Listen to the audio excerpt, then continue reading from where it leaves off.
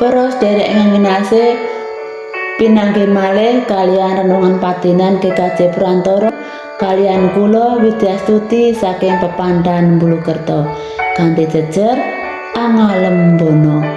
Waosan saking Ibrani 12 ayat 3 ngantos 17, kawaos ayat 12 lan 13 ingkang mekaten. Mulane kencengna tangan kang lemes sarta dengkul kang keklok, sarta jejegna lakune sikilmu supaya kang pincang aja nganti kungsul nanging dadi waras. Ingkang rahayu inggih menika sedaya tiyang ingkang mirengaken pangandikanipun Gusti lan dipun estukaken ing gesangipun. Amin. Pasamuan ingkang kinasih, ing pagesangan sesarengan adatipun wonten kelompok ingkang boten sengaja dipun bentuk nanging mesti wonten, inggih menika kelompok pamaido.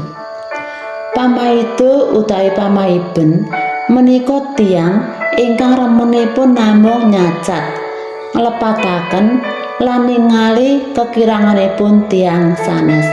Kamangka saumpami dipun pasrahi, piyambakipun ugi dereng tentu saged nglampahi ayahan kanthi langkung sae. Sipat remen maiben tentu boten sae, amargi saged nyakiti manah lan damel cuwa dhateng sadherek ingkang dipun paiben, temang nglukro lan semplah lajeng mundur saking pelatosan. Minangka sedherek patunggilan, kedah-ipun sami gegandhengan asta, sengkuyung sinengkuyung lan kepara suka asung pangalembono, murid damel mangkoking manah.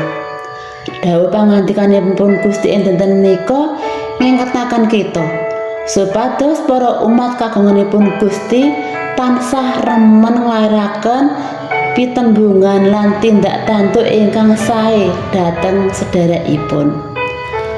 Pangalembono utawi pitembungan lan tindak tantu ingkang sae menika saged ngencengaken asta ingkang lemes saha dengkul ingkang keklok, ugi njejegaken lampah supados ingkang pincang boten kungsul nanging dados saras.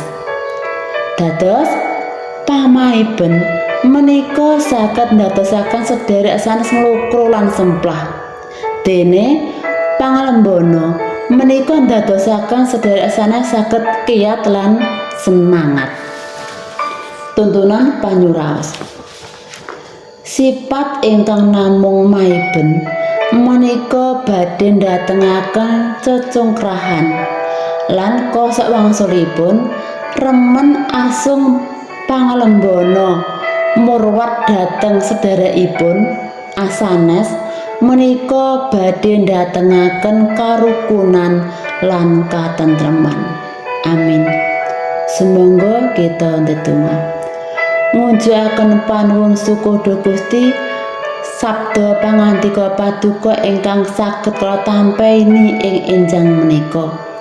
Mugi paduka nyantosaken kawula supados saged mujudaken pasamuan lan gereja minangka patunggilan kagungan paduka ingkang kekah lan ketingal endah kanthi nebihi sikap, sifat lan pakulinan ingkang namung maiben tanpa saged paring pangalembono dhateng asanes. Amin.